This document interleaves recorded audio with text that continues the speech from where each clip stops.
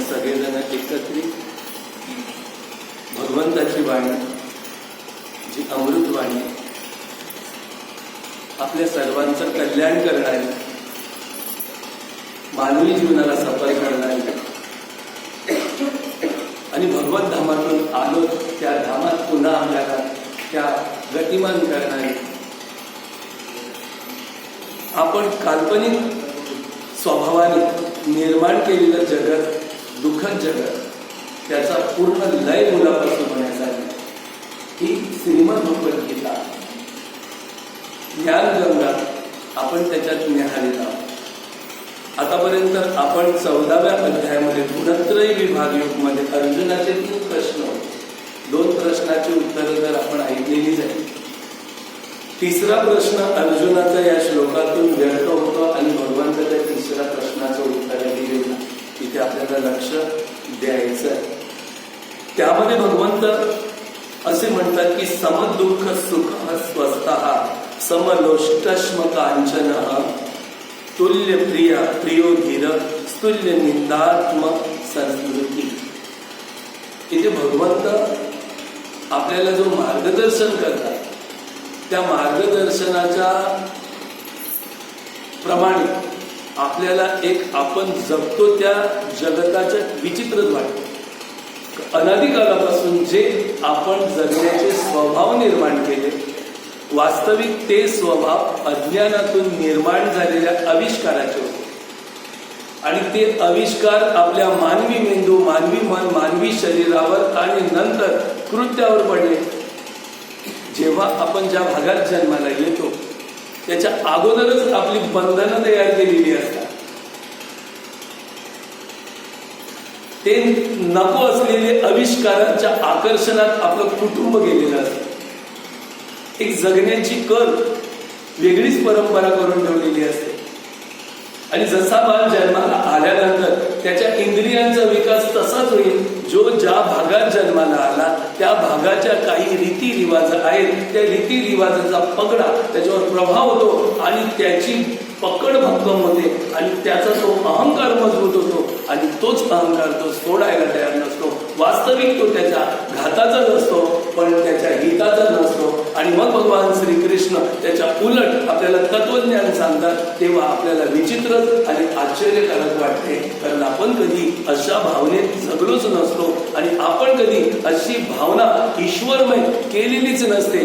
केलेली भावना असते ती देहात्म भावना, देहाला सुखी बनवण्यासाठी आणि देहाला मी मानून देहाचंच कर्म आपण करीत असतो. पण वास्तविक आपण देह नाहीच आहोत हे आपल्याला ज्या दिवशी गुरुकडे आपण गेल्यानंतर समजते. परंतु तेव्हा एकदा दोनदा सांगून एवढ्या हजारो जन्माचा अहंकार पटकन निघणार आहे का?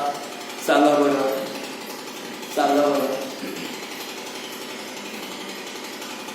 एक टोपभर पातेलं पाण्यामध्ये उकळवत टाकलं आणि टोपभर साखर त्याच्यात टाकली आणि त्याचा असा पाक केला. आता सांगा, 1 लोटा पाण्याने त्याचा पाकचा पावर कमी होईल, गोडपणा घालवायचा आहे, पंचट करायचा आहे, तर किती पाणी टाकावं लागेल? टोपभर पाणी टाकलं तरी सुद्धा ते गोडवा जाणार नाही. 2 टोप टाकलं तरी गोडवा जाणार नाही. कमीत कमी गंजभर पाणी असेल तेव्हा ते पातेलभर पाक आहे तो त्याच्यात जिरला तरी गोडवा जाणार नाही. अशा तुमच्या आमच्या हजारो जन्माच्या या संस्कारातून निर्माण झालेला गोडवा म्हणजे अहंकार. आता याला तुम्ही 1-2 सत्संग करून किंवा 1-2 वेळा उपासना करून जाणार आहे का? मग त्याच्यासाठी पुरुषार्थच पाहिजे. मग आता पुरुषार्थ महाराज आम्ही करायचा, मग आम्ही काय पोटपूजा करण्यासाठी, धन दौलत कमवण्यासाठी कामधंदा नाही करायचा का? तर म्हणजे तुम्हाला कोणी सांगितले कामधंदा बंद करा? कुठे असे क्लासेस आहेत भक्तीचे की कामधंदा सोडा आणि भक्ती करा? चालता फिरता उठता बसता देता घेता जाता येता कामधंदा करता पैसे कमावता त्यामध्ये सुद्धा परमार्थ होतो. कारण जे कर्म आपलं होतं त्या कर्माच्या मुलाशी तर भगवंत आहे. भगवंताचा जपच करत बसा गरजेचं नाही, भगवंताच्या मालाच फेरा गरजेचं नाही, किंवा भगवंताच्या धामात जा गरजेचं नाही, यात्रेला जा गरजेचं नाही. गरजेचं आहे आपल्यामध्ये ईश्वरी ताकद कशी चालते तिचा अनुभव करणं गरजेचं आहे. ती काय आहे हे समजणं गरजेचं आहे आणि तिला पाहण्याचा प्रयत्न करणं हे गरजेचं आहे. पाहावी आपणाशी आपण यात आपल्या. चला, आपण कधी आपण आपल्याला कधी पाहतो? आपण तर आपल्याला पाहण्याचा प्रयत्नच करत नाही की आपण कोण आहोत हे सुद्धा जाणण्याचा आपण प्रयत्न करीत नाही. म्हणून आपल्याला जे कर्म अगोदरच बंधनातून या समाजाने दिले, या जगाने दिले, या कुटुंबाने दिले, ती एवढ्या मोठ्या पिढ्या तोडता तोडता आपल्याला संशय तयार होतो आणि मग आपण आपल्या शांतीचा मार्ग शोधतोय, पण तिथे शांती नसते.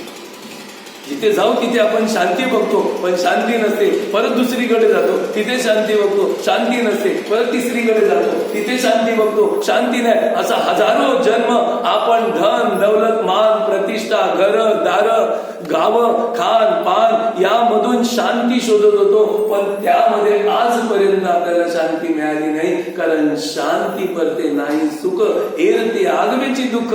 म्हणून या शांती दरा उतराल पैल तिरा या संत वचनोक्तीप्रमाणे आपण शांतीला शोधतो, पण ती शांती कुठे आहे?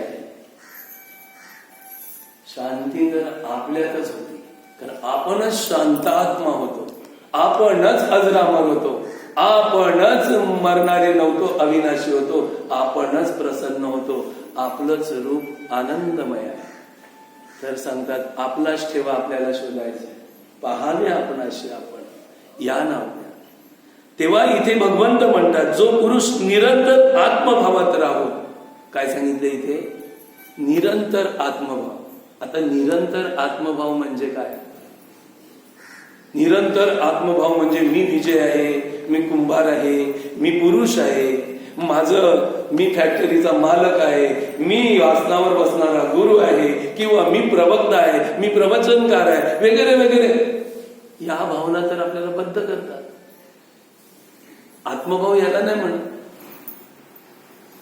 निरंतर आत्मभाव, जे बीज तुम्हाला दिलेलं आहे गुरुने, ते आत्मत्व आहे. त्या आत्मत्वाचा कधी विसर पडू नये. ज्याची शनी अनुग्रह केला त्याची शनी मुक्त झाला. जो देहातला देव तुम्हाला बघायला मिळाला त्याला तुम्ही विसरू नका. गुरु ज्ञान घेतलेल्या माणसाला इकडे तिकडे भटकायची गरज नाही, त्याला फक्त जागेत थांबायचं आहे. परंतु तो गुरु ज्ञान घेतो आणि इकडे तिकडे भटकतो आणि मग गुरुच्या वचनाला समजून घेत नाही, तो फसतो. हे हजारो तीर्थ, हजारो यज्ञ, हजारो जप, हजारो वेळा हे आपण केले, तेव्हा या भल्या मोठ्या पुण्याने आपल्याला आत्मबोध गुरुकडून झालेला आहे. आता ह्याच्या पुढचं आपल्याला परत ते मागे केलेलं करायचं नाही. आता पुढचं जे भाग्य उदयाला आलंय आणि आपली तयारी गुरुने केली, त्या गुरुने दिलेल्या अभ्यासाला करायचं असते. मला सांगा, चहा बनवायचं पुस्तक आलं होतं. काय आलं होतं? चहा बनवायचं पुस्तक. आता ते पुस्तक पाहिजे, कुठे शोधू, या दुकानात जा, त्या दुकानात जा, त्या दुकानात जा, त्या दुकानात जा, त्या दुकानात जा, त्या दुकानात जा.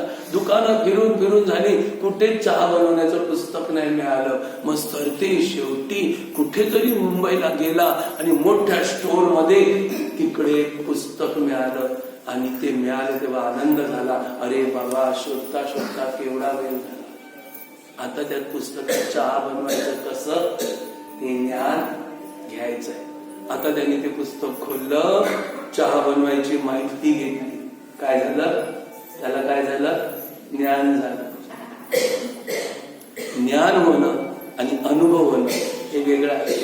आता सांगा, त्याने पुस्तकात वाचलं ते कृतीशील करायला पाहिजे का परत पुस्तकं शोधायला दुसरं जायला पाहिजे आणि नुसती गप्पा गोष्टी केल्या पाहिजे? का चहा अशी बनवतात, चहा कशी बनवतात, चहामध्ये हे टाकायचं असते, चहामध्ये ते टाकायचं असते. पण बाबा, तू केले का? केलं नाही तर त्यानंतर तुला अनुभव कसा येईल? ती चहा बनवून जेव्हा चाखशील तेव्हा तुझा खरा अनुभव होईल. मग आता सांगा, एवढा खटाटोप करून जेव्हा आपण पुस्तकापर्यंत म्हणजे सत्संगापर्यंत पोहोचलो, हजारो यज्ञ तप दान हवन असे अनंत जन्म पुण्याई जोडी, तेव्हा एक परमात्म स्वरूप सत्संगात आपण आलो. आता या सत्संगात गुरुने आपल्याला धडा दिला, चहा अशी बनवा. आता आपण काय करायला पाहिजे? आता परत तीर्थाला फिरायला पाहिजे का? अद्याप इकडे तिकडे भटकायला पाहिजे का? अद्याप इकडे तिकडे धावून शांती शोधायला पाहिजे का? शांती परते नाही सुख एर ते आगवेची दुःख. परंतु ती शांती आपल्यात आहे, ती आपल्यात शोधण्याचा कार्यक्रम गुरुने दिलाय. गुरुने काय दिलं? गुरुने काय सांगितलं तुम्हाला? ज्या दिवशी अनुग्रह केला तेव्हापासून ते आजपर्यंत गुरु काय सांगतात? जरा साधनेला बसा, अर्धा तास श्वासाचा अभ्यास करा. पण आम्ही अर्धा तास अभ्यास करत नाही, अभ्यास आपला दुसराच असतो. मग आपली प्रचिती आपल्याला येणार कशी? म्हणून इथे निरंतर आत्मभावना.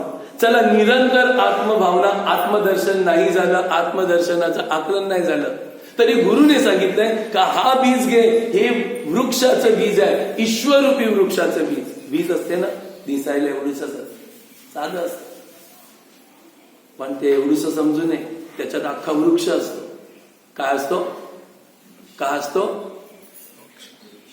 पण त्याची नीट लागवड केली तर वृक्ष तयार होतो आणि अनादी जीवनामध्ये फळं देतच राहतो. मग काही मशागत नाही, फक्त घ्यायची, फळं खायची आणि त्या झाडाचं संगोपन करायचं नाही, खातच राहायचं.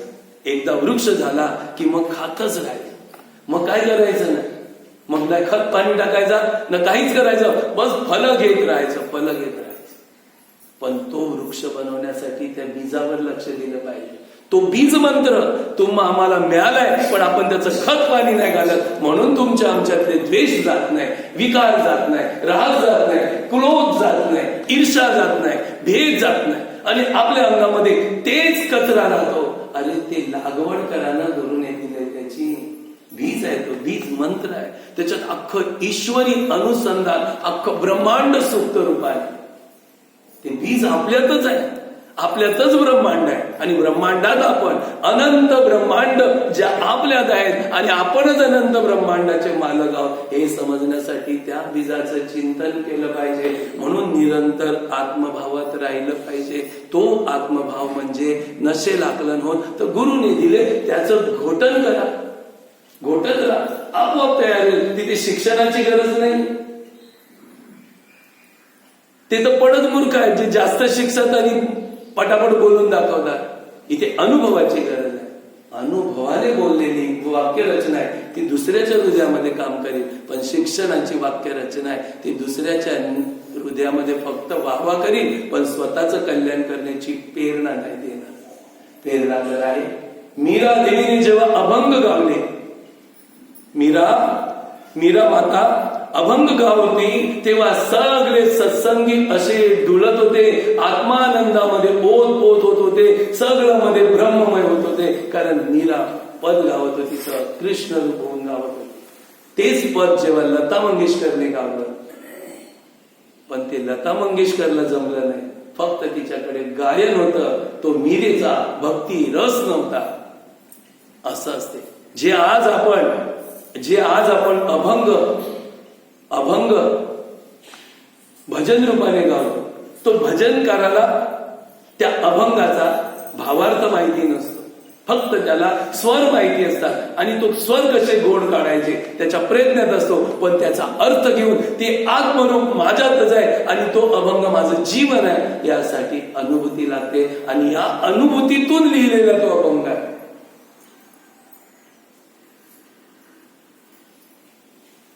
तुकाराम महाराजांनी सांगितलं, याच देही याची डोळा, भोगी जे मुक्तीचा सोहळा. आता याच देहात म्हणजे या देहात याची डोला जरा गडबड आहे. कोणत्या डोळ्याने? डोळे किती आहेत आपल्याला?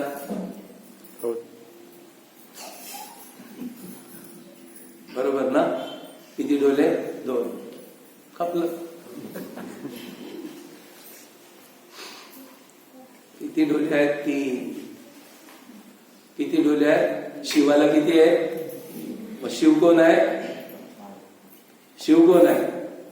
आपणच आहोत. मग आपल्याला 3 डोळे आहेत, एका पण ठेवला, तो पण उघडा ब्रह्मदिशे.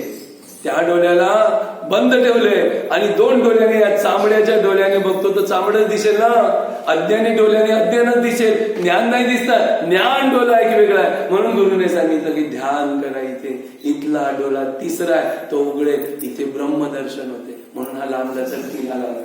लोक विचारतील इथे किल्ला का लावला? अरे तिथे देव दिसतो, तिथे देवाचं स्थान आहे. दशवेद्वारी काशीपुरी आहे. ब्रह्म शिव निरंतरी तत्व पंचक्रोशी अवघी लिंगमय काशी. अंगुष्ठ प्रमाणे त्याला देव दिसतो तिथे. अंगुष्ठ प्रमाणे देव आहे असं नाही, पण त्याची पाहण्याच्या डोळ्याची देहाची आकृती अंगुष्ठ प्रमाणे. जसं खिडकीतून जगत बघितलं तर खिडकीच एवढं दिसतं की नाही.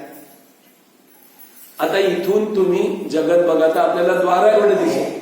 जगत तेवढंच आहे, त्याच्यापेक्षा मोठं आहे. म्हणून आपल्या देहातून जेव्हा आपल्याला देव दिसेल ना, तो अंगुष्ठ प्रमाणे दिसेल. पण देहाच्या बाहेर निघू तेव्हा अनंत विराळ सर्व ठिकाणी देव दिसेल. सर्वांमध्ये देव आहे, पण आपली पाहण्याची आकृती अंगुष्ठ आहे. म्हणून अंगुष्ठ प्रमाणे तया दिसे देव अंगुष्ठ प्रमाण अनुभवी खून जाणती हे. जाणती हे खूण स्वात्म अनुभवी. तू का म्हणे पदवी ज्याची त्याला पदवी इतरांना साजे. संतांना उमजे आत्मकोण. ही आत्म्याची खूण आहे. ज्यांना उमजले त्यांच्या संतांना उमजली. म्हणून निरंतर आत्मभावनेत राहायचं. म्हणजे नेमकं आत्मभावना जरी नाही समजली तर गुरुच्या वचनावर विश्वास ठेवा. आणि सांगितले तसं ते बीज घोकत राहा. कारण त्या बीजामध्ये अनंत ब्रह्मांड लपलेले. त्या बीजाची जेव्हा या प्रकृती रूपी जमिनीत आपण लागवड करू तेव्हा ते बीज वृक्ष होईल. अख्खं ब्रह्मांड आपल्याला आपल्यात दिसायला लागेल. ब्रह्मांडाचे मालक आपण बनू. असं हे बीज आहे आपलं बीज. आपण त्या बीजावर का काम करत नाही? कशाला नेऊन पिशवीत ठेवले? कशाला नेऊन ते खोट्यावर टांगून ठेवले? कालांतराने ते बीज राहणार नाही. त्या बीजाचा उपयोग पण 1 वर्षाच्या आत केला पाहिजे. दुसऱ्या वर्षी ते जुनं होते आणि मग त्याची लागवड पण जुनी होते. तिसऱ्या वर्षी अद्याप जुनं होते आणि त्याची लागवड पण जुनी होते. बीजाचं काम त्याच वर्षी केलं पाहिजे. कोणत्या वर्षी? ज्या वर्षी बीज घेतलंय ना त्याच वर्षी. म्हणजे ज्या जन्मात बीज घेतले त्याच जन्मात काम केलं पाहिजे. तुम्ही आम्ही बीज घेतो आणि बीजे जन्मन मंगा भी आवरे जन्मन करीन तेवढ्या जन्मात करीन. अरे बाबा कल करे सो आज कर, आज करे सो अब अवसर बीत जाएगा, बच्चा पछताएगा. अरे कल के लिए न रुको. कल किसी का आया नहीं न आगे आएगा. दुकानदार की पार्टी पढ़कर भी हम सुधरे नहीं तो आगे हमारा क्या होगा? दुकानाची पार्टी कधी वाचलंय? त्याला उधार द्यायचं नसते. त्याने पार्टी लावलेली असते. आज रोख उद्या येतो. अरे तू आज ताकदवर आहेस, आज करत नाही तो उद्या, जो आज तुला करून देत नाही तो उद्या मला वाटतं आलेला पाहुणा जाईल तर तू रिकाम होशील. अरे तो पाहुणा आलाय तो कधी जात नाही. तो आज पण बोलतो उद्या, तर तो उद्या पण पाहुणा हाय. कोण? तो सांगेल परवा. असं करता करता आपला वेळ किती गेला? जरा वेळ किती गेला बघा. सांगा. आता नको नंतर, आता नको मुलांना मोठं होते मग परमार्थ करतो, आता नको जरा डोकरा होईल मग परमार्थ करीन, नको नंतर करीन. हे नंतर करता करता किती वेळ निघून गेला. अरे मृत्यूची जवळ सीमा आली आणि तरी सुद्धा अद्याप आपण उद्या करतो. म्हणून संत म्हणतात कल करे सो आज कर, आज करे सो अब अवसर बीत जाएगा, बच्चा पछताएगा. आत्मभावना, आत्मचिंतन करा. 2 भाग आहेत. भावना नसतील होत तर चिंतन करा, आपोआप भावना होईल. नामस्मरण सतत करा.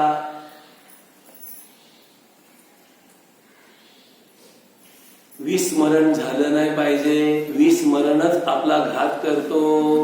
सांगा बरं आपल्याला काय झालंय? आपल्याला काय झालंय? विस्मरण. या विस्मरणावर तुम्हाला एक सुंदर कथा सांगतो. लक्ष देऊन ऐका. पण एका भजनानंतर हरी गोपाल हरे कृष्ण गोविंद गोविंद हरी गोपाल हरे कृष्ण गोविंद गोविंद हरी गोपाल हरे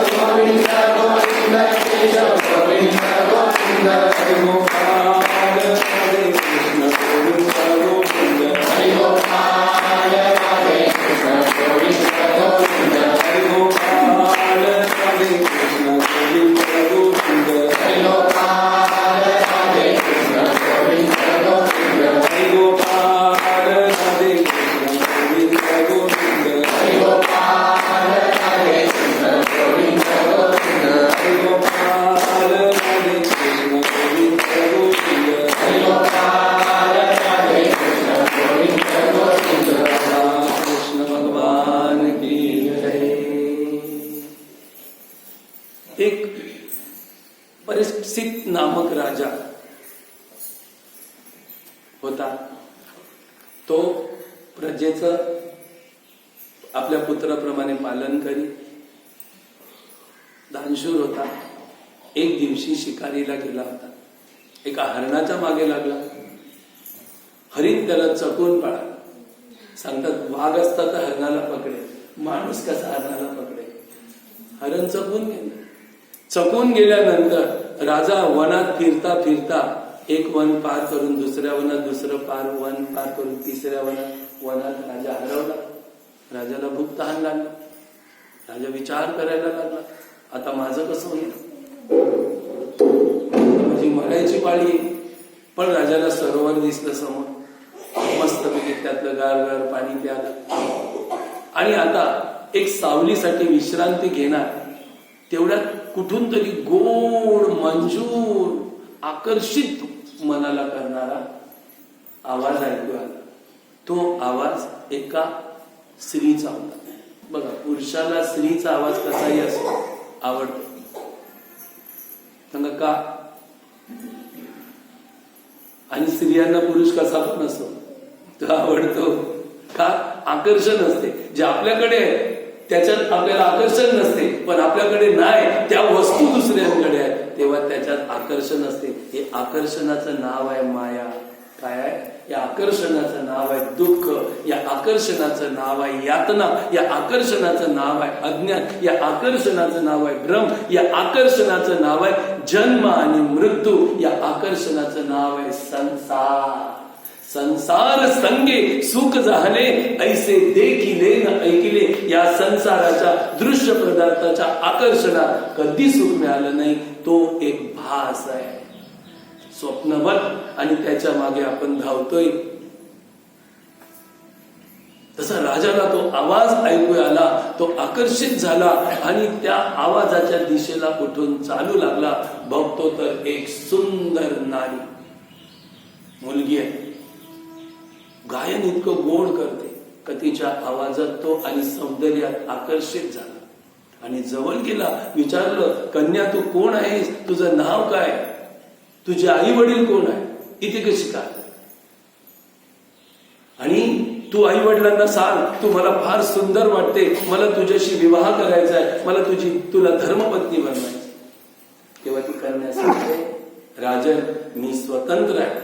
माझ्या लग्नासाठी आई वडिलांची परवानगी घ्यायची गरज नाही. मी तुमच्याशी लग्न करायला तयार आहे कारण तुम्ही मला आवडता. पण माझी एक अट आहे. काय अट आहे? तर मी तुमच्याशी तेव्हाच लग्न करेन की माझ्याजवळ पाणी आणायचं नाही, मला पाण्यापासून दूर राहायचं आहे, तर मी तुमच्याशी लग्न करते, नाही तर नाही करत. राजाला पाणीच ना, अख्ख्या महालात पाणी नाही आणलं, तू कशाला घाबरते? चला, अटीप्रमाणे लग्न ठरलं. लग्न झालं. राणी, ती मुलगी राणी झाली राजाची. महालाच्या बाहेरच पाणी कोणी घेऊन यायचं नाही. पाण्यापासून हा महाल दूर, राणीपासून पाणी दूर. प्रधानमंत्री जरा चालाक होता. तो असा विचार करायला लागला की पाण्यापासून काहीतरी गडबड आहे, शोध तर घेतला पाहिजे. राणी पाण्यापासून दूर का राहते?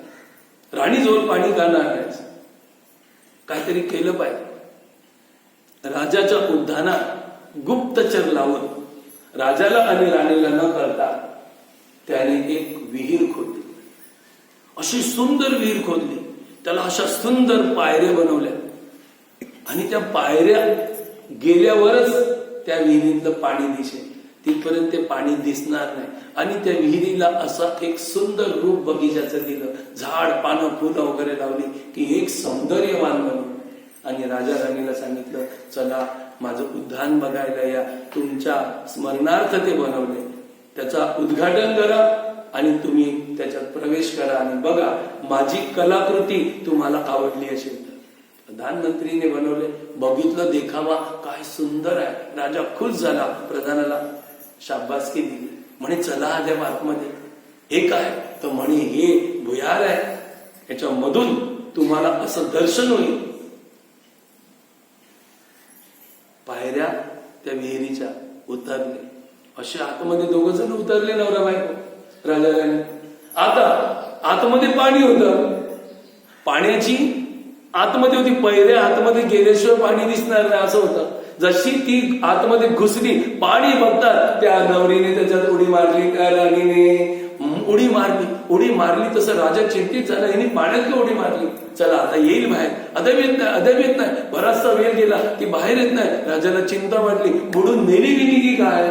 आता पाण्यात गेलेला मनुष्य फार तर 1-2 मिनिटात यायला पाहिजे. जर 5-10 मिनिटं लावली तर समजा अर्धा गेला, आणि 15-20 मिनिटं अद्याप लावली तर समजा पाहून गेला, आणि अर्ध्या तासात नाही आला, 1 तासात नाही आला तर समजा पुरा गेला.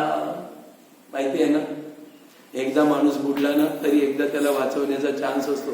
खाली जाऊन तो वर आला तरी त्याचा आत्मा नसतो निघालेला, फक्त श्वासोश्वास थांबलेला असतो. पाण्यामुळे तो अवरुंद झालेला असतो, तो गुदमुरलेला असतो. त्याला जर बाहेर काढलं पहिल्याच पाण्यात पिऊन वरती तर दाबलं तर पाणी निघालं की नसनाड्या मोकळ्या झाल्या की श्वासोश्वास परत चालू होतो. पण दुसऱ्यांदा सांगता नाही, बुडला तो बुडला. आता राजाने लगेच ते पाणी बाहेर काढलं, सगळं पाणी खाली गेलं. अरे राणीच नाही, फक्त त्याच्यातून एक बेडकी निघाली बस, बाकी काय नाही निघालं. अरे राणी गेली कुठे?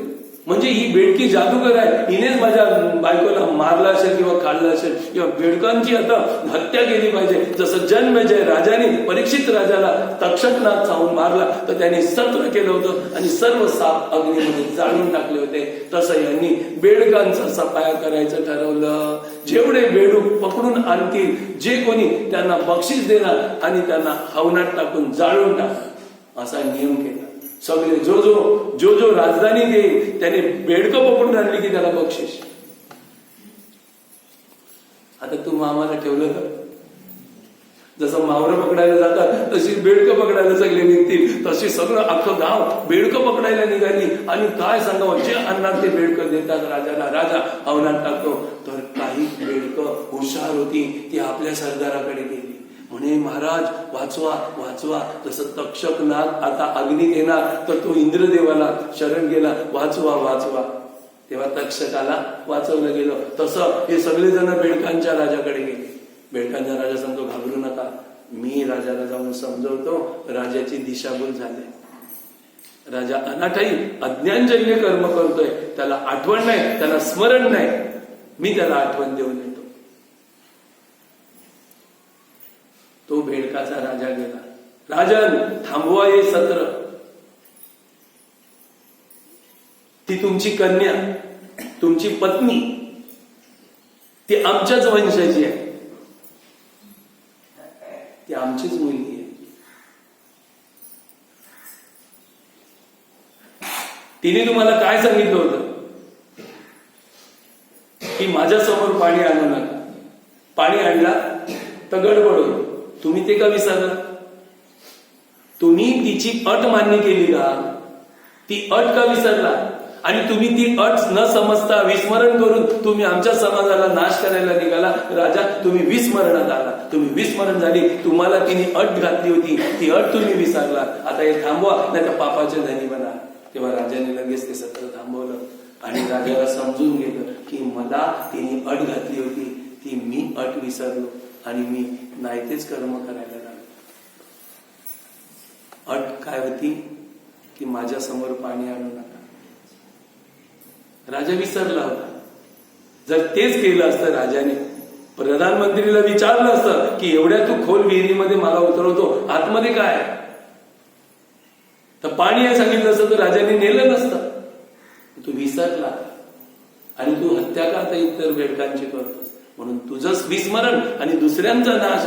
तसं आज तुमचं आमचं विस्मरण झालं. आपण गुरुने दिलेल्या बीज मंत्राला विसरून जाऊ आणि नाही तेच कर्म करतो तर मग पापाचे धनी बनतात. विस्मरण आपल्याला झालंय. सांगा किती जण आठवतात की मी कोण आहे? कानात मंत्र दिला ना,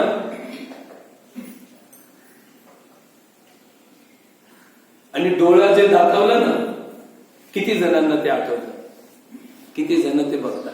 तेच बघायला पाहिजे, दुसरं काहीच नाही आता करायचं. पण तेच नाही होत आपल्याने. आपल्याला मग ज्ञान कसं प्राप्त होईल? घालोनिया अंजन डोळा. किती वेळा अभंग ऐकला तो, माझा पाठ पण झाला. बोला, घालोनिया अंजन डोळा, घालोनिया अंजन डोळा, कावीरा स्वयं प्रकाश गोळा, कावीरा स्वयं प्रकाश डोळा, अहंता ममता दूर केली, धन्य गुरु कृपा झाली, धन्य गुरु कृपा झाली, धन्य. अशी कृपा तुम्ही बाजूला टाकून ठेवली आणि मग शरीरात बदल कसा होणार? गुरुला माहिती आहे कोणी अभ्यास केला आणि कोणी अभ्यास नाही. अभ्यास केलेल्याची वृत्ती एकदम प्रसन्न, आनंद चित्त आणि उद्धार. आणि समाजामध्ये सगळे आपलेपणाचे होते. सांगा, सगळा समाज माझा आहे, हा किती जणांचा भाव झाला? सांगा, एक छटाक दारू पिली तरी हुशार असतो तो, चालाक असतो. अद्याप एक छटाक दारू पिली का मग ती पावशेर होते. 2 छटाक 1 पावशेर. नाही पिली तुम्ही, सांगतो तुम्हाला. नंतर पावशेर पिली तरी काय नाही, थोडे असे डोले हलायला लागतात, असं असं करायला लागतं. मग काय होते, दुसरी पावशेर, 2 पावशेर म्हणजे अर्धी. कळलं? आजोबांना विचारा, तुमच्या आजोबाच्या कालाचं एक गणित आहे. अर्धी पिली की थोडा डुलायला लागतो. थोडा म्हणजे अंगाला येते, थोडं त्याला अशी धुंदली येते, थोडी पण पक्क लक्षात असते. धुंदलं आले तरी विसरत नाही कोण माणूस आहे तो. बरोबर, हो मावा पक्का शत्रू आहे. अरे मग त्याला माहिती आहे माझा शत्रू आहे, त्याला माहिती असते हा माझा शत्रू आहे. मग तो शिव्यागाली करतो. असा उंचा असल्यावर शिवीगाली नाही करणार, गपचूप राहील. पण जर टाकली का लागला शिव्या. आणि मग काय होतं, अर्धी दुसरी पितो म्हणजे एक बाटली पिली का हा गुल होतो, त्याला काहीच समजत नाही. सगळ्यांजवळ प्रेम करतो. आजीच्याशी भांडलाय ना, काय ग बाय बरी आहे का, अरे मेल्या काल माई भांडलं मला, अरे तू हाय कट, तो विसरून जातो सगळं. का विसरतो तो नाही विसरत, त्याला विस्मरण पडते त्याची नशा. ती नशा आहे नामाची. समजलं? अशी नामाचा तुम्ही फक्त छटाक पिता तर तुम्हाला इकडचं कसं विसरून तुमचं खरं सत्य कसं काय प्राप्त होईल? तुम्ही छटाक नाही, छटाक थोडी वाढवा, पावशेर करा. पावशेर मध्ये पण काम होत नसेल तर अर्धी पिया, अर्धी. दारू नका पिऊ, मी सांगतो, नशा नामाचा प्याला पिया. जर तुम्ही नामाचा प्याला पिया तर तुम्हाला हे आपोआप व्हायला लागेल. मग हे जगत सगळं आपले दिसायला लागेल. आणि उद्धार, असा उद्धार आहे जसा दारोड्या उद्धार होतो. फोनला पण हो गेला मी देते गेला काय म्हणतो, असा उद्धार होतो. असे उद्धार आहेत ते खरे भक्त आहेत. आणि जे कंजूस आहे, कमजोर उद्धार कधी कोणाशी भांडणार नाही, भांडण मिटवण्याचा प्रयत्न करतील, सगळ्यांशी मिळून राहतील. हे कधी होईल तर भगवान श्रीकृष्ण म्हणतात की जो पुरुष निरंतर आत्मभावनेत राहील त्याच्या बरोबर असं होईल. बरं महाराज, आम्ही निरंतर आत्मभावनेत का राहायचं ना? आम्ही काय संसार सोडायचा का? आम्ही घरदार काय चालवायचं बंद करायचं का? नाही रे बाबांनो. अरे तुमचा संसार कुठे आहे तो? सांगा, तो संसार आपला आहे? नाही, कोणाचा संसार आहे सिद्ध करून दाखवा. चला संसार जाऊ दे बाजूला, हा देह तरी आपला आहे का? संसार तर तो बाजूला राहू दे, पहिला हा देह तरी आपला आहे का? बरं चला, आपला देह आहे तो कुठून विकत आणला? बिन दाखवा. कोणती पण वस्तू आपली आहे त्याचा पुरावा आहे काय? आहे की नाही? हे ग्रंथ विकत आणला त्याचं पण बिल आहे, आळंदीकरांनी दिले लिहून. तुम्ही कपडे आणले त्याचं पण बिल आहे, पुरावे आहे. घर बांधलंय ना त्याचं पण घरपट्टी आहे. पण मला सांगा याची पट्टी कुठे आहे तुमच्याकडे? मग हा कुठून आलाय माहिती नाही, कोणी दिलाय माहिती नाही, आणि कुठे जातो हे पण माहिती नाही. असं माहिती नाही आला तुम्ही त्याला घेऊन आपलेपणा करता, तिथे आपलं फार मोठं नुकसान आहे. हा देह आपल्याला निसर्गाने आपोआप दिलाय, तो निसर्ग आपोआप घेतो, त्याच्यावर आपली सत्ता चालत नाही. सांगा या देहावर आपली सत्ता आहे का? चला आहे का? कोणाची सत्ता आहे त्यांनी बोट वरती करा की या देहावर माझी सत्ता आहे, मी सांगेन तसाच होतो. तर सांग बाबा, तुला म्हातारं व्हायची का आवड आली का, हौस आली का? तर तू डोकरी झाली. निनी मला डोकरं व्हायचं नव्हतं, मला जवानच राहायचं होतं, पण देव जाणो आता काय करायचं? परत जवानी मिळेल का? कोही लौटा दे मेरे बीते हुए दिन, बीते हुए दिन वे मेरे प्यारे पलचिन. किती मस्त होते. बायकोच्या बरोबर फिरायला, पिक्चर, टॉकीज, नाटक, हाऊस, इकडे तिकडे. आता बायको पण नाही आणि नवरा पण नाही, ती त्या कोपऱ्यात येते या कोपऱ्यात येते. बाबाला पोरांनी घेतलंय वाटून, आईला पण घेतलंय वाटून. हो, 1 महिना तू दे, 1 महिना मी. ती त्या कोपऱ्यात येते, या कोपऱ्यात. पण जवान होत तेव्हा अशी बोलत होते, तेरे बिन. हे क्षणिक सुख संसाराचं, आणि त्याच्यावर आपली अहंता. म्हणून त्या अहंतेत न काय, ती अहंता गुरु आपल्याला घालतात. अहंता ममता दूर केली, धन्य गुरु कृपा. इतकं सुंदर अभंग आहे. या अभंगाला पाठ करून घ्या. हा अभंग बोलायला लागल्यावर मला तर माझे कचरूबाबा महाराज दिसतात, आणि ज्या दिवशी मंत्र दीक्षा दिली तो त्या दिवसाचा उत्साह येतो, असा आनंद वाटतो. ते सगळं दिसतं मला पटकन. असा अभंग गावल्यानंतर तुम्हाला कधी दिसलं नाही, म्हणजे तुम्ही ते गुरुला विसरून गेले. कसं काय आठवलं? ज्याने आपलं कल्याण केलं त्याला जो विसरतो त्याचं कधी कल्याण होत नाही. सांगा बरं, गुरु बिना कौन बताए बाट, नहीं तो बड़ा बिकट है यमघाट. तर असं सांगितलंय की निरंतर आत्मभावनेत राहायचं. अरे निरंतर भूत भविष्य वर्तमान आत्माच आहे. या शरीराच्या अगोदर आत्मसत्ता, आत्मसत्तेतून ही सत्ता तयार होते, वाढते वाढते वाढते वाढते आत्मसत्तेवर, आणि आत्मसत्तेत लीन पावते. पाण्यातून बुडबुडे तयार होतात, फेस तयार होतो, लाटे तयार होतात आणि पाण्यातच जातात. आता त्या बुडबुड्याला निरंतर पाणी स्वभाव धारण करायची गरज आहे का? त्या फेसाला निरंतर पाणी स्वभाव धारण करण्याची गरज आहे का? आणि त्या लाटेला निरंतर पाणी भाव धारण करण्याची गरज आहे का? अरे तो निरंतर आहे, पण त्या बुडबुड्याला माहिती नाही की मी पाणी आहे, त्या फेसाला माहिती नाही की मी पाणी आहे, त्या लाटेला माहिती नाही की मी पाणी आहे. याने भ्रम करून मी लाट, मी फेस, मी बुडबुडा असा अहंकार केलाय. त्या अहंकाराला काढून निरंतर मी कोण आहे याचा भाव ठेवा. काम धंदा करायची सोडायची अजिबात गरज नाही. आपण कोण आहोत सांगा? बुडबुडा पाणी आहे की नाही? फेस पाणी आहे की नाही?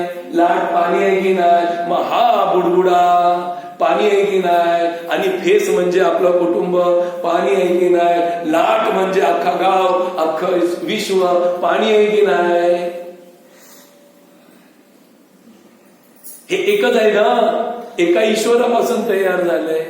तो बुडबुडा पाणी, तो फेस पाणी, ती लाट पाणी. तसं आपलं हे जीवन अमृतमय, ईश्वरमय, आपलं कुटुंब ईश्वरमय, आपलं गाव ईश्वरमय, हे विश्व पूर्ण ईश्वरमय. या ईश्वरातून तयार होते, ईश्वरात मावळते. जिथून उदयाला येते त्याच्यात मावळते. तिथे एक क्षणही जर आपण थांबलो तर आपला जन्म सफल झाला. त्या एक क्षणाला त्या उद्गमाच्या ठिकाणी जा, तेव्हा खरं वाटेल, खोटं सगळं निघून जाईल, भ्रम सर्व जाईल. हा भ्रम काढण्यासाठी निरंतर आत्मभावना, ईश्वर चिंतन स्वभावात ठेवा.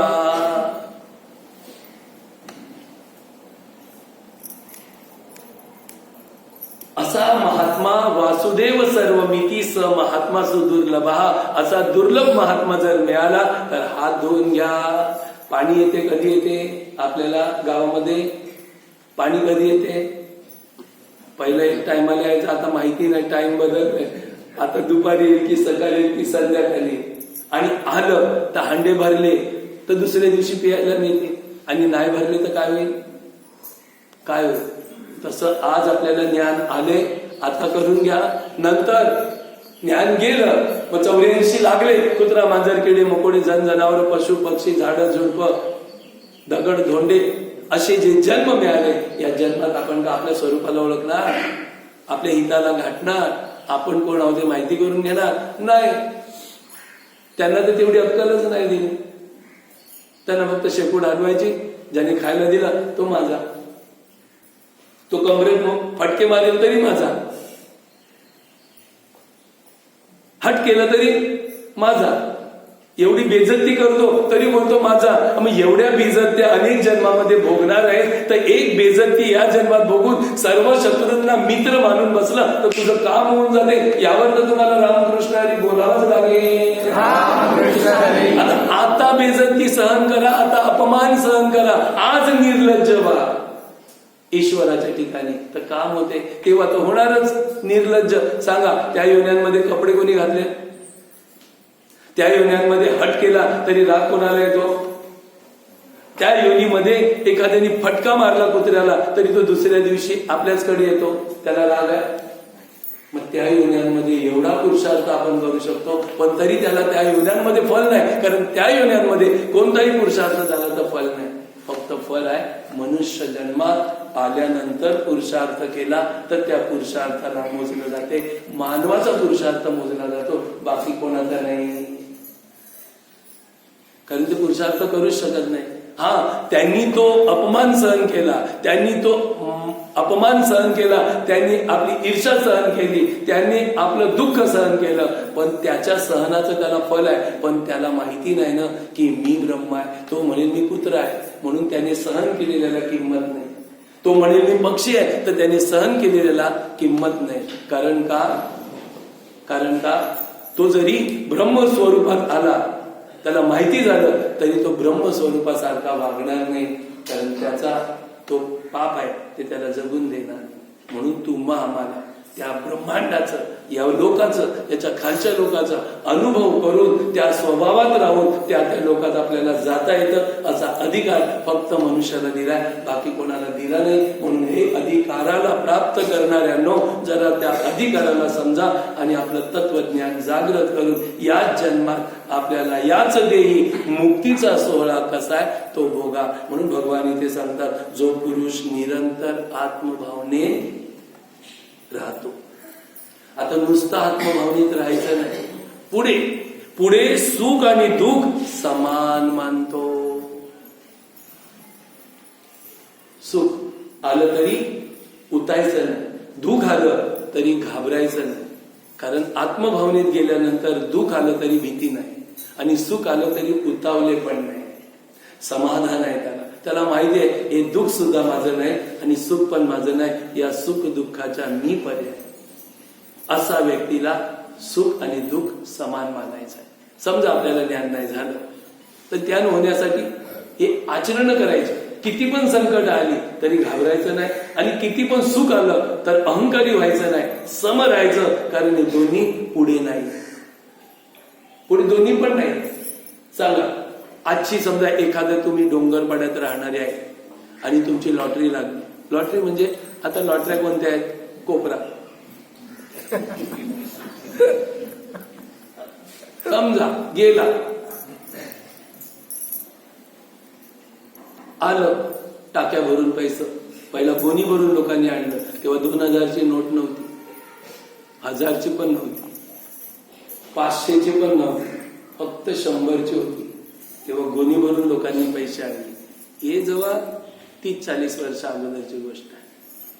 तेव्हा एका मित्राने मला सांगितलं, आम्ही गेलेलो, हे जो गोणी भरून पैसे आणले, अय्या चॉक झालो. गोणी भरून इथे एक नोट हातात राहत नाही, मिळत तिथे लगेच दुकानात धावायचं. गोणी भरून पैसे आणले. विचारा जुन्या माणसांना, डोंगरपाड्यात जेवढे आहेत त्यांनी गोण्यावरून पैसे आणले आणि त्याचा त्यांना वाटलं आता माझ्यासारखा सुद्धा टिकलं का, ते पुढे राहिलं का, आणि जरी राहिलं तरी मृत्यूनंतर येईल का? विवेक करा ना. मृत्यूनंतर संपत्ती, घर दार, गाव, जमीन, जागा, जुमला, देह हा आपल्या बरोबर येतच नाही. म्हणून सुख जरी प्राप्त झालं तरी ते सुटणार आहे, दुःख जरी प्राप्त झालं तरी ते सुटणार आहे. गम करायचं नाही, दुःख पण पुढे नाही आणि सुख पण नाही. हे फक्त आव जाव धूप छाव आहे. म्हणून याला समान मान, कारण या दुःखाला येण्याच्या अगोदर तू होता, दुःख गेलं तरी तू असणार. हे सुख यायच्या अगोदर तू होता, सुख गेलं तरी तू असणार. हे सुख दुःख तुझ्या समोर येणार जाणार आहे. म्हणून निर्भय राहा. आलंय ते निघून जाईल, आलंय ते निघून जाईल, निघून जाईल, त्याची चिंता नका करू. बोला, निघून जाण्यासाठी आपण त्याच्यासाठी भांडणं करतो, वाद घालतो, काय काय करतो आणि 84 लक्ष जन्माची तयारी करतो. हे दुर्गुण आहे. जे आपली संपत्ती आपल्याजवळ कायमची राहणार नाही त्याच्यासाठी अज्ञानजन्य स्वभावात राग, द्वेष, भांडणं, ईर्षा, निंदा वगैरे वगैरे करून, शत्रुत्व वगैरे करून, पापांचा भडीमार करून मृत्यूनंतर 84 लक्षामध्ये आपलं जीवन आपण झोकून देतो. म्हणून विवेक जागा करा. या दोन्ही गोष्टी आपल्याजवळ नाहीये पुढे, म्हणून आताच त्याला सहन करा. म्हणून जो दुःख सुख समान मानतो. पुढे सांगितलंय गडबड आहे. नशीब, माती, दगड आणि सोने यांना सारखं माना. मला सासऱ्याने एक अंगठी दिली होती, मी मागितलीच नाही. मला काहीच नको, फक्त तुमच्याकडनं काहीच नको आणि तुम्ही आमच्याकडे पण मागू नका, कारण आम्ही पण ठणठण गोपाल आहोत आणि तुम्ही पण ठणठण गोपाल आहात. म्हणून तुमची परिस्थिती ओळखलंय आणि माझी परिस्थिती ओळखलंय. याच्यात जर डिमांड केलं तर त्रास होईल. म्हणून तुम्ही काय देऊ नका, आमच्याकडे काय मागू नका. आम्ही जे देऊ त्याच्यात तुम्ही संतुष्ट राहा. तुम्ही द्याल त्याच्यात आम्ही सांगू. तुम्हाला अंगठी दिली, मी फक्त अंगठी, ती मला वीट होता तेव्हा, माझ्यात वैराग्य होता, ते वीट होता, दिलंय ना घालायचं. घालताना पण लाज वाटत. काय मोठेपणा या खोट्याचा, या खोट्याचा काय मोठेपणा करायचा. फक्त लगीन झालं का नवी नवरी आणि नवरा जरा आपतेष्टांकडे फिरतो ना, तेवढ्या पुरता घातली आणि काढली, तिला परत कधीच नाही घातली. ना कोणता नगिना घातला, न कोणता हिरा घातला, न कोणता नक्षत्र, न कोणता ग्रह. आपण नक्षत्र ग्रहांच्या परे, ती नक्षत्र ग्रह ज्यांची गुलाम आहे त्या परमेश्वराचे आपण भक्त झालो. ते नक्षत्र ग्रहांचे हिरे लावून काय करणार. अज्ञानही हे सगळं मंगल हिरा लावा, बुध हिरा लावा, गुरु हिरा. मग तुम्ही काय नक्षत्र मंडलातच फिरणार आहात का? त्याच्यावरती नाही जायचं का? त्याच्यावरती स्वर्ग आहे. अंतरिक्षाच्या वरती हे नक्षत्र आहे आणि ग्रह आहे. ग्रहांचे हिरे लावून तुम्ही नुसती क्षणिक सुखाला, जसं ऊन आलं तर सावली केले, तात्पुरतं आहे. जन्ममृत्यूच्या चक्रातून तर ते सोडवणार नाही ना हिरे वगैरे. म्हणून मी तेव्हापासून ती हिरे लावायचे बंद केले. ते निघून गेलं माझ्या हातातून. फक्त एक घड्याळ असते टाइम बघण्यापुरता, आणि फक्त एक करतो का तुमच्यासाठी. नाही तर विचित्र दिसला तर, म्हणून काहीतरी गुरु असा दिसला पाहिजे म्हणून काय तुमची लाज आहे म्हणून असा करतो. नाहीतर ते पण मला नाही आवडत, ते पण असं वाटतं एका ठिकाणी बसावं. आता हे पण नाही आवडत, असं वाटतं हे सगळं सोडून जावं, कुठेतरी राहावं. सगळा झमेला आहे. कोण ऐकत तर नाही. काय त्यांच्या मागे लागायचं. आपली बहुमूल्यता काय घालवायची. आपल्याला जे प्राप्त केले ते अधप्राप्त करावं. पण परत विचार केला, भगवंताने जे काम केलंय ते तेवढे महान पुरुष जेव्हा या भूलोकात आले आणि त्यांनी लोकसंग्रह केला, मग आपल्याला पण लोकसंग्रह सोडला नाही पाहिजे. लोकांपर्यंत ज्ञान वाटण्याचं भगवंताने काम केलं, मग त्या भगवंताचा सेवक तुला पण करावं लागेल. म्हणून मजबुरीने त्या गावी जातो, पण मी त्या गावात मान मिळवण्यासाठी, नाव होण्यासाठी जात नाही, फक्त भगवंताची सेवा म्हणून जातो. समजलं का? तुम्ही पण तसंच कर्म करा तर तुमच्यामध्ये देव नांदे. देव पाहिजे रे माझ्या बाबांना. दुसरं या संसाराच्या मागे लागू नको, जाम त्रास देणार आहे, पक्का भयानक दुःख देणार आहे. याला मानलं तर हा सांगतात ना, नोचून नोचून जसं गिधाड लोक एका धडाला खातात, तसे या संसारातले दुर्गुण आपल्याला नोचून नोचून ती गिधाडं खातात आणि त्यांच्यापासून सुटण्यासाठी हा सत्संग आहे. म्हणून सर्वतोपरी सत्संगात या, त्या संसारात जाऊ नका. त्याच्यात गिधाड आहेत, गिधाड. कुठे? संसारात ती गिधाड आहे. बघा तुम्ही किती त्रास आहे तो, जो आपणच निर्माण केलाय. तो त्रास संसाराचा आपणच स्वतः आपल्या हातातून निर्माण केला, आपल्याला तो कोणी दिला नाही. एकदा माकडाचा अनुभव सांगितला होता. माकड पकडणारे पारधी असतात ना, ते कुंभार काकाकडे जातात आणि मस्त मडकं बनवायला सांगतात आणि त्याचं तोंड एवढूस ठेवतात, त्याच्यात असा हात गेला पाहिजे आणि मग तसं मडकं मजबूत बनवून घेतात आणि जंगलात त्याला असं बांधून ठेवतात की कोणाच्या हिसकाव्याने ते निघणार नाही. आणि मग त्याच्या आजूबाजूला चणे टाकतात, मडक्यावर पण चणे चिटकवतात आणि मडक्यात एवढे 1 किलो चणे टाकतात. माकडं टुनुक टुनुक येतात, पटापट चणे खातात, मडक्यावर चणे बघतात, ते पण खातात. म्हणजे ह्याच्यात पण चणे असतील, असे हात घालतात का असा जाणारच नाही, बारीक असे हात घालतात आणि जेव्हा हातामध्ये माल लागतो तेव्हा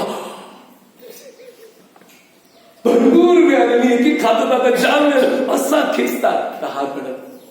चणे चणे पकडतो, हात खेचतो, निघत नाही, अरे मारतो मडक्याला, सोड सोड. आता मडक्याने पकडले की याने पकडले यालाच माहिती नाही. मडकं खेचतो. आता मला सांगा, याला कोणी पकडलंय? मडक्याने काय, चण्याने? चण्याच्या आसक्तीने. त्यांनी जर मूठ सोडली तर आज तो बाहेर निघू शकतो, पण धरलं तर चावते, पण सोडलं तर हाताने निघून जाते ना. जायचं पण नाही आणि धरायचं पण आहे. असा संसार आहे, त्याला आपण असा धरलाय, आपण धरलाय, त्याने आपल्याला धरलं नाही. दुःख आपण घेतलंय, त्याने दिलं नाही. मी आणि माझे संसाराचे ओझे करू नये असं सांगितलं नाही. संसार करा, कारण ते भगवंतांनी बनवलाय आणि आपल्याला पाठवलंय तर संसार करायचा आहे. परंतु तो संसार कर्तव्य कर्म म्हणून करायचा आहे. असं कर्तव्य कर्म म्हणून केला तर तो सर्व संबंध मस्तपैकी सांभाळतो. माहितीये, हा संसार सुद्धा जर कर्तव्य कर्म कराल तर तुमच्यासाठी 100 यज्ञाचं फल आयतं ठेवलंय. 1 यज्ञ नाही, 2 यज्ञ नाही, 10 नाही, 100 यज्ञाचं फल देवराज इंद्र पद कोणाला मिळेल? जर हा संसार कर्तव्य कर्म करून पार पाडला तर. भक्ती न करता, भक्ती केली नाही, फक्त कर्तव्य कर्म पार पाडले तर स्वर्ग आहे ना.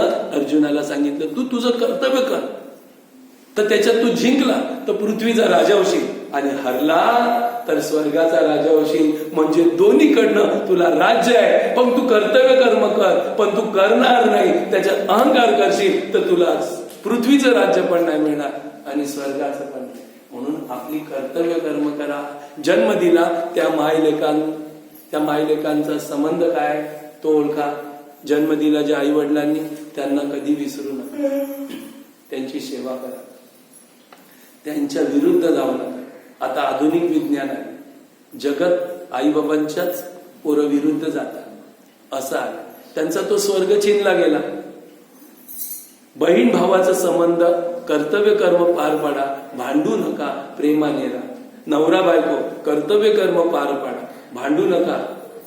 आपली पत्नी आपला पती असं मस्तपैकी कर्तव्य कर्म करून चला. जे काय पार्ट्स दिलेत, जे काय रोल दिलेत ते मस्तपैकी निभवा. सासू सासरे जेव्हा सून जाईल घरात मुलगी तर त्यांना आई बाप म्हणून त्यांची सेवा करा, त्यांचा आदर करा वगैरे वगैरे. अशी ही जी काय संबंधाची कर्तव्य कर्म आहे एवढी पार पाडली तरी देवराज इंद्र देवाला किती आयुष्य आहे? 1 मन्वंतर. किती? असे ब्रह्मदेवाच्या एका दिवसामध्ये 14 इंद्र जातात. किती? ब्रह्मदेवाचा 1 दिवस, त्याच्यात 14 इंद्र जातात. म्हणजे 1 मन्वंतर, 14 मन्वंतर. 1 मन्वंतराचं आयुष्य मी तुम्हाला थोडक्यात सांगतो, जरा गणित करून लक्षात ठेवा. या नुसत्या 25-50 वर्षामध्ये आपण नुसतं निस्वार्थ राहायचं लागल्यावर स्वार्थी राहतो. पुढे आपल्याकडचं किती गमावून बसतो आपण. आजचं कलियुग आहे, 4,32,000 वर्ष. आता 5,122 वर्ष चालू झाले. गुढीपाडव्याला संपते, जानेवारीला नाही. तर जानेवारी वगैरे ते पकडूच नका, ते मागे आले ना ते खोटे आहे. जे सनातन आहे ते खरं आहे, माहितीये. ते नंतर आले, त्याला कोण मोजणार. त्याच्या अगोदर द्वापार युग होऊन गेलं, 8,64,000 वर्ष. त्याच्या अगोदर त्रेतायुग येऊन गेले, 12,96,000 वर्ष. त्याच्या अगोदर सतयुग येऊन गेलं, 17,28,000 वर्ष.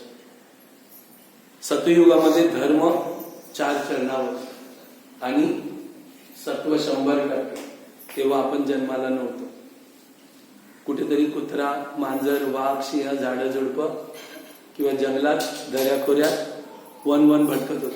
कारण तेव्हा सत्व 100% होतं. तेव्हा आपल्या हातातून सत्व झालं असतं, आपण त्या लोकात असतो. पण तेव्हा लोकसंख्या कमी असते.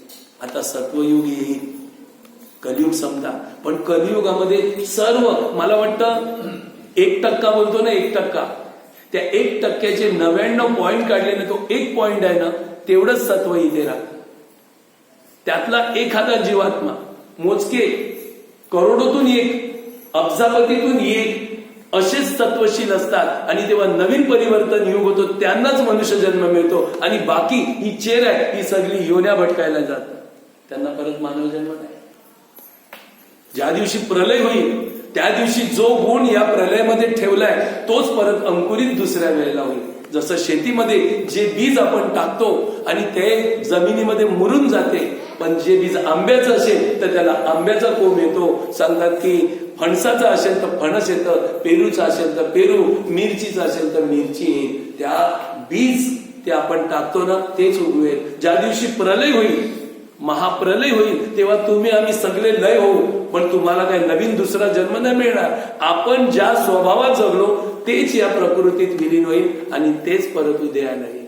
मग जेव्हा आपण तामशी असू तेव्हा महाकलियुग असेल, त्याच्यामध्ये सगळे, कारण देव प्रलय का करणार, तर तेव्हा सत्वशील कोणीच नाही.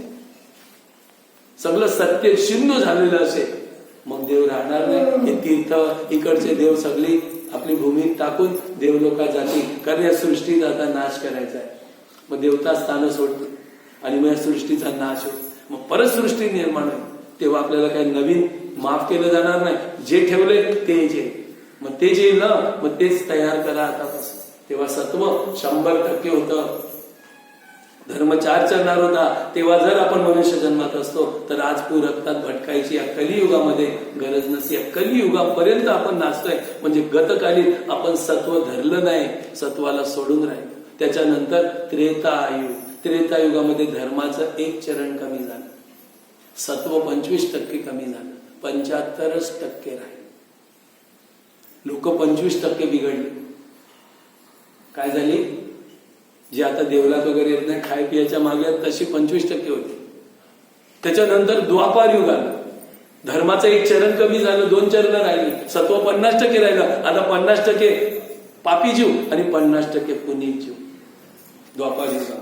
आणि द्वापार युगाच्या अंती भगवंताने अवतार धारण केला होता, कारण कलीमध्ये आता जास्तीत जास्त पाप येणार आहे, समानता नष्ट होणार आहे आणि विषमता तयार होणार आहे. यावेळेला आम्हाला सुद्धा अवतार घेता येणार नाही, म्हणून आम्हाला काहीतरी कलियुगात करायचं आहे. मग कलियुग आलं, कलियुगाला 4,32,000 वर्ष. द्वापार युगाच्या अंती व्यास भगवंताने या संपूर्ण तत्वाचं पुनरावर्तन केलं, सर्जन केलं, सगळं सार काढलं आणि मग कलियुगात छोटा खाऊ बनवून ठेवला. की कलियुगातली माणसं मोठा महाभारत किंवा उपनिषद किंवा वेद किंवा स्मृतीचा अभ्यास करणार नाही आणि तो पटणार पण नाही आणि त्यांचं तेवढं त्याच्यामध्ये डोकं चालणार नाही. म्हणून त्याचं सार काढून कलियुगामध्ये ठेवली श्रीमद भगवद गीता. 18 अध्यायी देव बोलिले एक. आता गीताच भगवंत आहे, भागवतच भगवंत आहे. भगवंताने उद्धवाला सांगून ठेवलंय, मी परमधामामध्ये चाललो तर मला शोधायचं असेल तर तू गीता आणि भागवत मध्ये शोध, मी तुला त्याच्यातच भेटेल. म्हणून या भागवतामध्ये, या गीतेमध्ये भगवंत आहे सूक्ष्म रूपात. जेवढं आपण त्याचं मंथन करू, कृष्ण प्रगट. तर असा हा कलियुग आहे. याला 4,32,000 वर्ष. धर्माचं एक चरण कमी झालं. एक चरणावर आता धर्म आहे. धर्म सगळ्यांनी बुडवून टाकलाय. धर्मावर राहिलंच नाही कोण. बघा सगळे अधर्मी झाले. जात पात आता मानतच नाही, काही नाही. भ्रष्टाचार, वर्णसंकर तयार करून टाकला. आणि संकरण नुसतं माणसात झालं नाही, आता ते संकरण बापरे बापरे पदार्थामध्ये पण आणलं, फलांमध्ये आणलं, भाज्यांमध्ये आणलं. फल सुद्धा आता संकरण खायला लागली तर मन संकरण झालं. मन चंचल, मन स्थिर नाही होणार. या कलियुगामध्ये स्थिर मनाचा दुर्लाच असेल, बिरलाच असेल. आणि परत एक कलियुगाचं नुसतं आता 5,122 वर्ष व्यतीत झाले. आणि याचं भयानक रूप तर अद्याप प्रगट नाही झालं, नाही का? हा अद्याप आईच्या उदरातच आहे. सांगा आता त्याचं कलियुगाचं आयुष्य किती आहे? 5,122. त्याला आयुष्य किती आहे? 4,32,000 वर्ष. आपल्याला 100 वर्ष आयुष्य धरा तर आपण आईच्या उदरात 1 वर्ष राहतो. म्हणजे एक भाग आईच्या उदरात राहतो आणि 99 भाग मग आपण जगायला येतो. तर आता तुम्ही सांगा, या 4,32,000 वर्षाचे 100 भाग करा तर किती? अद्याप तो आईच्या उदरात आहे. तिकडून सूत्र चालवतो, तू मामाला बिघडवतो, तर तो जेव्हा येईल आणि असा सगळ्यांना नाचवेल तेव्हा तुम्ही आम्ही काहीच करू शकणार नाही. ही आज भक्ती करतो, ती उद्या होणार नाही. म्हणून कल करे सो आज कर. उद्या होणार नाही. उद्या अद्याप हे सृष्टी बिघडलेली असेल. अद्याप भगवंताला संत रूपाने येऊन साधं सुद्धा ज्ञान यांना द्यावं लागलं. आज हे सुद्धा नाही होणार. नंतर गीतेचा सार काढावा लागेल कथा रूपाने. अद्याप सोपं किती करून द्यायचं? 100 कोटी श्लोकाचे 125 लक्ष श्लोक केले. 125 लक्ष श्लोकाचे 700 श्लोक केले. आता 700चे किती करायचे? 700 मोजता नाही. आपण तर करोडो मोजतो. सांगा तुम्ही लाखो मोजलेत की नाही? रुपये ते नाही, रुपये तर मोजत. हा और त्यामन बाकी यामन बाकी यामन. मग 700 श्लोक होत नाही. 700 पण होऊ शकतात. 700 एकदम सोपं आहे.